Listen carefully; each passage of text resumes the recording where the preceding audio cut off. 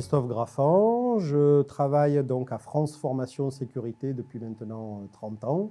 France Formation Sécurité, un organisme donc spécialisé dans les métiers, la formation aux métiers de la sécurité privée, donc pour former tout ce qui est agent de sécurité SIAP, etc.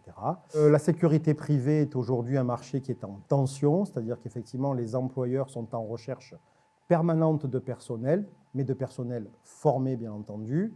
Donc en ce sens, nous formons donc au TFP, titre à finalité professionnelle d'agent de prévention et de sécurité, qui permet à l'issue de la réussite à l'examen et de la réception du diplôme de demander la fameuse carte professionnelle qui est aujourd'hui vraiment le passeport pour aller travailler dans les métiers de la sécurité privée. Alors, la formation en fait est composée de plusieurs modules de formation. On va aborder le côté juridique du métier pour savoir ce qu'on a le droit de faire et surtout de ne pas faire. On va aborder le secours à personne, donc en ayant des cours de secourisme, parce que l'agent de sécurité, c'est bien la première personne présente quand il se passe quelque chose. Des cours d'incendie pour apprendre là aussi le maniement de l'extincteur en cas de début d'incendie.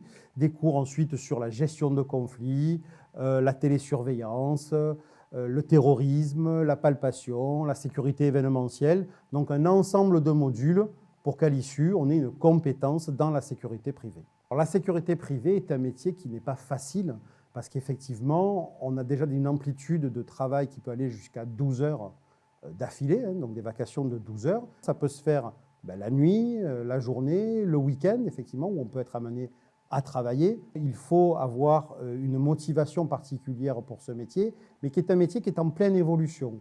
Aujourd'hui, on n'est plus un vigile, on est un agent de sécurité avec des compétences recherchées sur un métier qui est dynamique, qui bouge.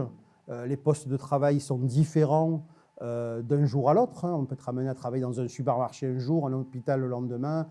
C'est un travail qui permet aussi de pouvoir commencer en bas, en tant qu'agent de sécurité, et de pouvoir finir responsable d'exploitation, pourquoi pas directeur d'agence, voire d'ouvrir sa propre société de gardiennage. Avant toute chose, il faut un casier judiciaire vierge, donc c'est le bulletin numéro 2 du casier judiciaire qui est consulté. Deuxième condition importante, c'est le niveau scolaire.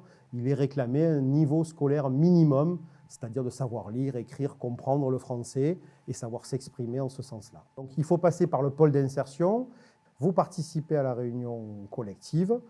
Là, on vous informe de toutes les modalités. S'il faut, on vous fait passer les tests. Vous êtes reçu en entretien de motivation. On vous fait faire la démarche auprès du CNAPS pour le casier judiciaire et la partie est jouée.